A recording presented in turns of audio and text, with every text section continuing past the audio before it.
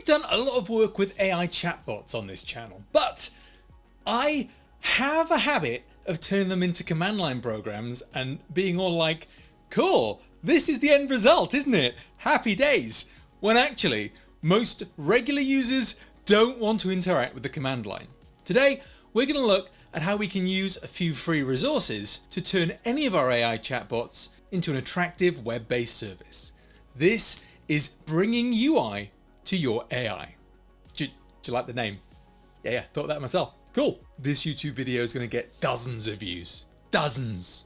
Okay, so to start with, I'm going to use the embed chain chatbot that we built last week.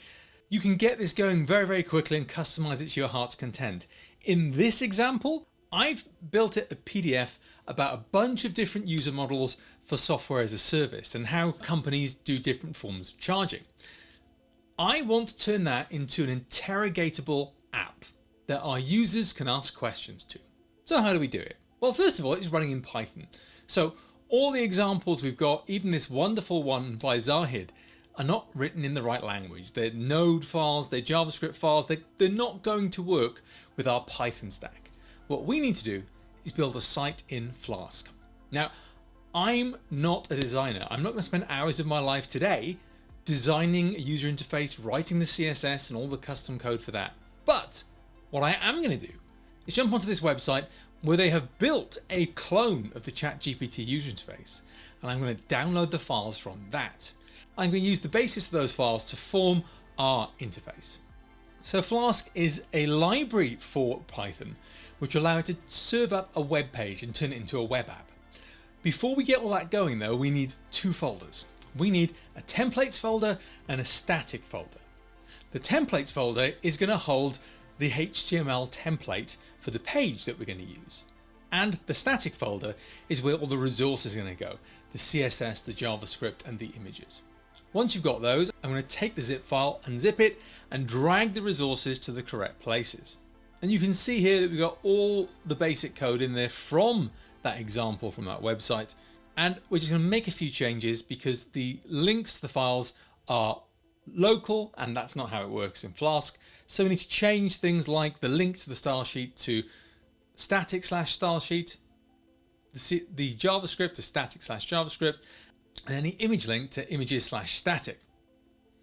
We can use code search for this. Code search is a brilliant feature of Replit which searches all the files and allows us to find and replace on all the files in your REPL, which I'm very happy with that. So you see there I've got two instances. I'll replace those and boom, sorted.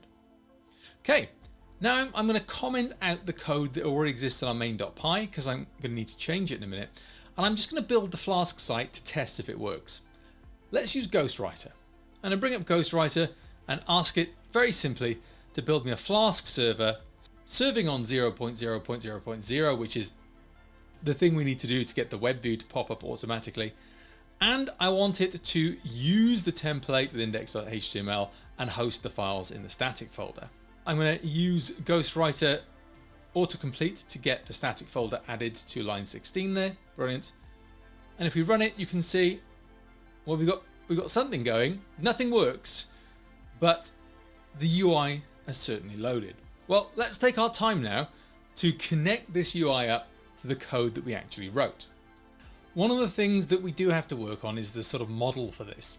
The other examples we looked at are all using things like React, which are a very modern way of serving up and interactively bringing up web pages. All the interactivity on the web page works through this script.js file. Let's have a quick look through it and see if we can identify which parts control the messages back and forth. And it looks like it's this get chat response there. You can see there's an option to put your API key and things like that in.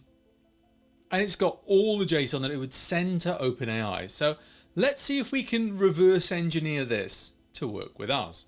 Okay, just to check it works, all I'm going to do is take out most of the code and replace the answer coming from OpenAI with just the word answer to see if it works.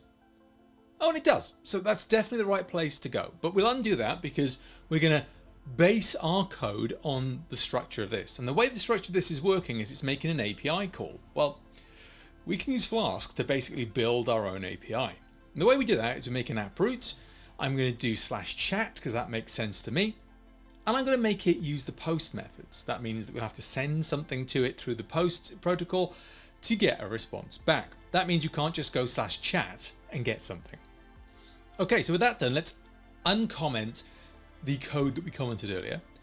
And the thing that we need to pull out is this while true loop. This while true loop is the thing that kept the command line going, and we don't really need that. All we really need to do, because we've already taken the question in from the UI, we need to generate the answer and send it back. So let's take that code out and remove the loop. And I'll put that in there. And you'll see there that we're not using the input query. We're going to take the result of the question and return the answer. So basically, if we adjust the JavaScript in a moment to talk to that URL, we should be able to get somewhere. Okay, so let's see what we need to do here. Well, firstly, we don't need the OpenAI connection. We don't need an authorization key. We probably do. This isn't great practice to take it out, but we haven't got one to generate yet. And we don't need much of this, but we do need the prompt. But instead of calling it prompt, I'm going to call it question. And that's all I'm going to send. I'm going to change the address to chat and just get the response back and push that back to the screen. Okay, so something's happening. Let's start investigating how that's going to work.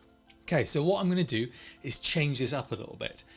Okay, so first thing is .text is a function, so it needs the brackets on it, and that should allow us to get that. And we're getting, oh, this is an easy thing to fix. This promise is basically what happens when asynchronous stuff works in JavaScript. The way asynchronous stuff happens is it goes, oh, yeah, you get on with the rest of the code, and I promise to give you the data once I've got it. And that's great unless we're trying to print it on the screen. What's happened here is that it's printed out the promise because it moved too quick. So all we need to do is add a wait on the right hand side of the equals of this line. And what the system will do is it won't actually set that variable value until it's got the result back from the promise. And that hopefully should allow us. Yep, there we go. It pushes it straight back into the UI. So let's test this out a little bit. Well, we have managed to customize a piece of code we found on the internet to work with our own chatbot. I've got a chatbot that can speak to this PDF and give us answers at length that a normal everyday user can do something with. That is a great improvement. And now you can use this method and this trial and improvement and working with building your own APIs to set up your own chatbots with their own AIs for your customers, and maybe even use Replit deployments to push them out and have them available 24/7. We still have some issues to overcome though, which we'll look at in a future video. The first is that if anybody reverse engineers our JavaScript here, they'll see how trivial it is to use up all our API keys with OpenAI by sending loads and loads of messages without using the correct interface. That might be an issue that we need to address, but with the limited scope of this bot, probably not. It's not a full access to OpenAI, it's talking to a PDF. It's not quite the security hole that we think it would be.